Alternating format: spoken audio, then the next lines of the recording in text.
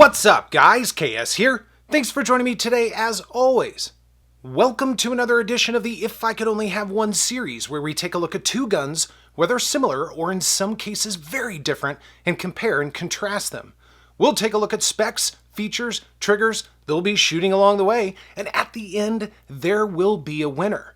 But here's the thing, both of these guns are awesome, and if you have either or are interested in either, you're doing great. This is just a chance to challenge myself and perhaps challenge you to say, if you could only have one, which one would it be? Today's mashup features a couple of odd entries into the polymer single-stack universe, the Glock 48 and Smith & Wesson Shield PC 4-inch. I say odd because we've gotten very accustomed to the regular 43, Shield, and other like single stacks, so having the extra slide length hasn't caught on quite as fast as manufacturers might have hoped. That said, I think these and other similar offerings will continue to appear and may eventually catch up to their smaller siblings. It's been an interesting journey with these two, and now it's time to see who takes home the trophy. Let's dive in. Alright, we'll do a quick side-by-side with both of these guys and see how they stack up. I will say, they stack up quite nicely to each other. Again, it'll be interesting to see what other manufacturers do with this form factor, the larger slide, and still these single stack formats. So the Glock on the bottom is going to be 7.28 inches in length versus 7 inches exactly on the Shield. Very, very close. The Glock being just a hair longer. Now keep in mind, I have the 8-round magazine in the Shield right now. I thought it was a better comparison for now. I'll switch that out eventually. But we do have 5.04 inches in height on the Glock versus 4.5 on the Shield. And again, that's with the 7. So these guys are actually a lot closer. In fact, we'll demonstrate this here for a moment. So I'm not touching it at all. So these guys are lining up. Look at that. I mean, these guys really are neck and neck when you get that 8-round magazine in there. Now, in terms of barrel length, we've got 4.17 versus 4 inches on the Shield. And then width-wise, 1.1 inches on the Glock and 1.03 on the Shield. Although, boy, I'll tell you what, it doesn't seem like there's any difference between the two. But again, according to the manufacturer, there's a little bit of a difference. And then in terms of weight, and we'll get these guys situated, we're going to be 20.74 ounces on the Glock and 22.75. So if you're into lighter guns, the Glock might be the way to go. If you're into a little bit heavier, which might translate into a little bit more pleasant of a shooting experience, perhaps, you might want to go with the Shield. So again, these guys stack up very well. Let's take a brief walk around the Smith & Wesson Shield. Before we do, I did mention that I was going to bring out the 7-round magazine. Of course, it is empty, just to give you guys an idea of what that looks like. So that's one of the advantages of the Smith & Wesson Shield. You can shrink that grip, and when we talk about concealed carry, a lot of people say that the grip is really the most printable portion of the gun. I think that's very true. So the fact that you can shrink it up without having to do any doing any chopping or anything like that is a real advantage to that. Now, the disadvantage, of course, is 7 rounds and 8 rounds on that. But again, it's nice that you can make this just a little bit smaller. Now, in terms of grip texture, one of the things that the 2.0 series is known for is the overly aggressive grip texture. And I say overly because a lot of people have a problem with this. Generally speaking, I don't, but if you've been following me for a little while with my regular 2.0 Shield, I've actually gone to some grip tape to try that out. And I'll admit, it does help. It softens it up because there are a couple of corners here that after a while can really get irritating, especially if you're moving around in a car or shifting around or anything. You can occasionally feel it. So everybody's going to kind of have their preference as far as that goes. But otherwise, the aggressive texture certainly locks you in. Then we do have our magazine release. It is not ambidextrous. You cannot flip it around. So that's pretty common with these small single stacks, and that's going to be the same with your slide lock slide release, although it does function very well as release. But again, not ambi out of the box. There's just not enough space in these. I get people commenting fairly often, why don't they make it ambidextrous? I don't think they can. Now, I'm not an engineer or anything like that, but I don't think that's an option. Now, we don't have any accessory rail or anything like that, so no toys can be hung off of it, although I think there are some options to clip something onto the front of the trigger guard, so that might be an option there. And then we do have our disassembly, and you have to lock the slide back. I don't do that in the If I Could Only Have One. You'll have to go back to the original video for that. I do disassemble it. but it's a very easy process, very easy to maintain, all of that. But overall, the ergonomics on the Smith & Wesson Shield are actually quite pleasant. I mean, I think it feels good in the hand. That's why the regular 2.0 is one of my favorite firearms, and it is a permanent carry resident in the collection. I really like the way they put these together, and the 4-inch is no exception.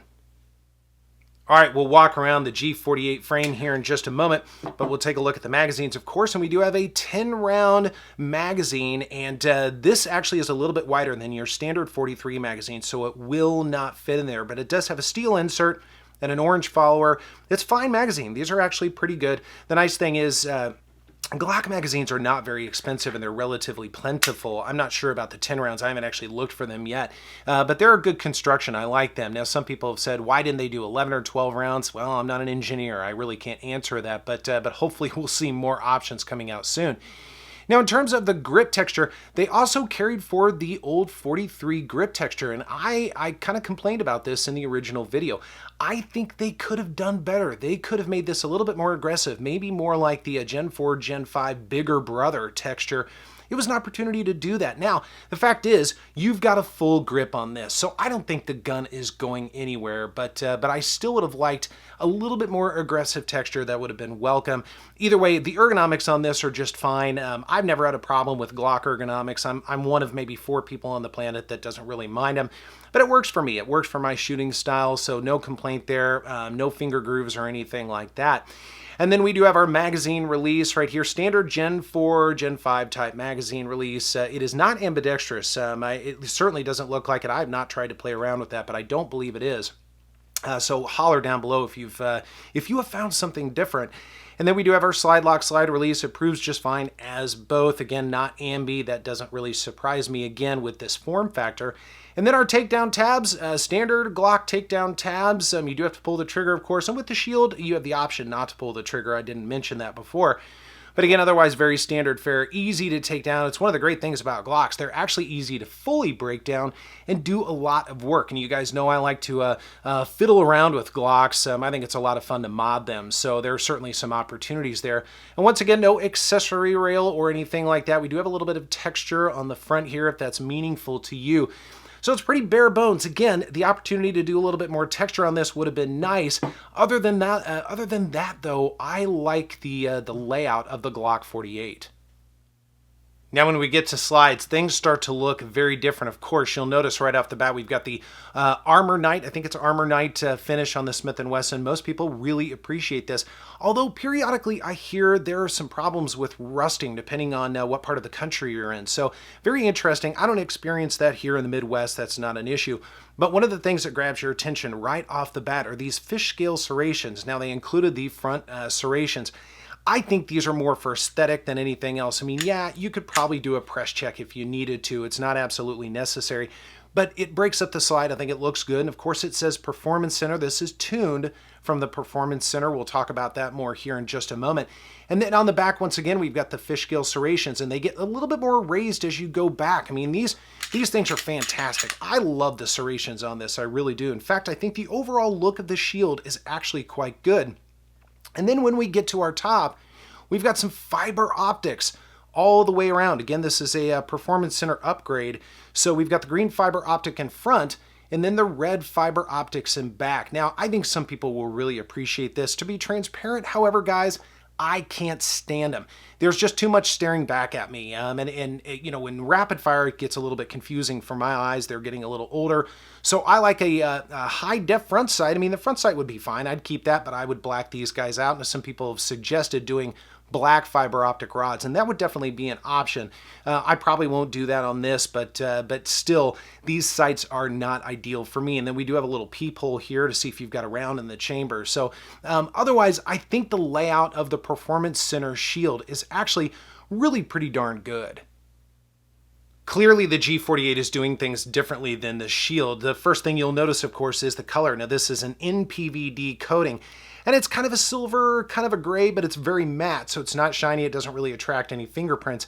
I'll be honest with you, I like this. I think it's something different, and I like the fact that they did a different color on this. I think it's actually very attractive. Now, some people are looking forward to the black options or maybe FDEs, something like that, which is cool too. But I think this is actually pretty cool. Now, they did include the front serrations on this. I'm a big fan of that. Now, I don't do press checks or anything. I think it's just an opportunity to break up the look of the slide, and I am all for that. And then we do have our regular roll marks or stamps, whatever you want to say, on there. And then in the back, our rear serrations, once again. I like them. I mean, they're usable. That's not an issue at all. Very usable, just like the Smith & Wesson, although I like those fish gill serrations as well. These will certainly work. Now, in terms of sights, these just have these standard polymer white dot sights. I can't stand these sights. I'm not a fan at all. That field goal rear sight, not a fan. I switch these out on any Glock that I keep in the collection, at least to steel, but usually to some sort of night sight or fiber optic, something like that. To me, anything would be better than this. So the sights really with both of these guns have to go pretty much on day one if they were permanent residents. But otherwise, I like the layout of the slide of the G48. It's an attractive slide. The shooting experience with the Glock 48 was not without some frustrations, which I'll get to in a moment. I do appreciate the longer and wider grip, bringing it just a little closer to its G19 big brother. It means you can really crush the thing and enjoy. The recoil impulse is there, though definitely manageable with good technique. There's a bit of muzzle flip even with the extra weight up front, though again, not bad. Now the sights in my opinion are junk and need to be changed out on day one, though I know some don't agree with that. The one issue I have with the 48, and frankly the 43X as well, is bite from the rear serrations. Because of my grip, the serrations tend to scrape along my thumb knuckle, which is hugely irritating, so I've had to adapt. Not the end of the world, but still annoying. Shooting the Shield 4-inch is a different story. To be transparent, I love the regular Shield 2.0, so yes, there is a little bias. The aggressive grip texture locks in your hands, which is good since the grip with the 7-round mag is noticeably shorter than the 48. The recoil impulse and muzzle flip again are noticeable, but also very manageable. It's actually a pleasant shooter. With the original shooting session, I was relegated to slow fire due to a bad wrist, so I concentrated more on accuracy than defensive shooting and found that the Shield is extremely accurate. I attribute that accuracy partially to the full array of fiber optic sights. They're a bit of a double-edged sword, however. When rapid firing, I found that 3 large fibers staring back at me was sensory overload. My eyes don't know which to track at speed, so occasionally they would follow the wrong one, causing errant rounds. Like the 48, the sights would have to go. Alright, let's take a look at the trigger of the Performance Center Shield. And I say Performance Center just to remind us this is tuned by the Performance Center. Now you'll notice right off the bat, this is actually a hinged design safety, so you have to actuate that hinge before you can make that safety bar disappear in back. I will tell you right off the bat, I can't stand these triggers. I'm not a fan at all. I'd rather have the safety lever in the middle or no safety at all. So these are not preferable to me. Some people like them. I just simply don't. So I would change this out almost immediately. Now, once we get past that, however, we do have our take-up, and it's uber smooth. It's basically dead air until you get to the wall. See, there's a little bit of creep, so you do start to get a little sponge right there. And then our brake, and that brake is actually very clean. It's very crisp. It's 4.5 pounds, which is not bad at all. And then our reset right there. It's audible and tactile, so it could be a little bit louder, but really not bad, and I'm nitpicking at this point. And then we get back out to the start, so we'll do this a couple more times. We've got our take up to the wall, that little bit of sponge right there. And then there's our brake. And again, I like the brake on this trigger. It actually feels really good. There's your reset. There's your follow-up. So all in all, the trigger on this is good, and I would say out of the box, it might be one of the best M&P triggers I've experienced. Now we're going to see a bit of a contrast with the G48 trigger, no doubt about that. It is not tuned by anyone, it's just put together by Glock. Now this does have the safety lever in the middle. Again, I prefer this design over that hinge safety, but again, this one is not ideal either. One thing I don't like about it is the fact that it becomes very pronounced in the middle. So if you use the pad of your finger to shoot, and a lot of people say this, it can get really uncomfortable after a while to shoot Glocks. Now I wrap my finger through because my fingers are so long, so it doesn't really bother me. And again, I still prefer the design of this trigger. So let's take a look at the trigger pull on this. So once we actuate our safety, we do have a little bit of take up there. There's a lot more resistance than that Smith & Wesson. You can really feel that spring working. And then we get to the wall, and there's your break. Now that break, I will tell you, it's awful. It is not a good break at all. I'd say it's at least 6 pounds, maybe just a hair over that if I remember correctly. So it's heavy. It's a nasty break on this. And then our reset. Now the reset is further out than this Smith & Wesson, but it feels fantastic. It's one thing about Glocks I really like. I like their resets, and they're very audible, very tactile. If you train to reset, this might be the way to go. So we'll do this a couple more times. We have our take up. Again, more resistance, but very clean. And there's that break. I do not like that break at all. And then our reset right there, and our follow-up. Now, the travel on the trigger is a little bit longer, but the follow-up shots aren't bad. My biggest complaint about this is the fact that it's about 6 pounds, and it's a nasty 6 pounds. If it was clean and crisp and smooth, I'd be fine with that. But out of the box, this might be one of the worst Glock triggers I've experienced. So like the Smith & Wesson, this trigger has to be changed out. Well guys, here we are at the end of another If I Could Only Have One, and like I said, there has to be a winner. The Smith & Wesson Shield has a lot going for it. That aggressive grip is fantastic. It also has the 7-round and 8-round capacity, so you can shrink up that grip for concealed carry. The overall styling and the fish scale serrations are great, and the fact that it's tuned from the Performance Center is really cool. A couple things though, the sights absolutely have to go. I can't stand them, and the hinge trigger, although it's actually not a bad trigger, it would still have to go. I don't like the hinge design, so there are a couple of modifications I would need to make no matter what. The G48 is not without a couple of quirks as well, but there are some things that I really appreciate about it. The overall larger, wider, and longer grip is fantastic, and 10-round capacity, I know there are some smaller guns that have that capacity as well, but it's still very welcome. And the overall styling is very cool. I like that silver slide quite a bit, but like I said, a couple things have to go. The sights and frankly the trigger has to go as well. So both of these guns, in my opinion, have to be modded out of the box. Now that's just me. Not everybody feels that way, but I definitely do. So that puts these guys on level footing. So coming up with a winner for this is an exceptional challenge because both of these have their merits. But believe it or not, at the end of the day, even though I have a bias towards the Smith & Wesson, I'd actually choose the Glock 48. And again, it's because of that shootability, that grip. It just feels really good in the hand. I'd like more texture, no doubt about it. And there's some things I have to change with it.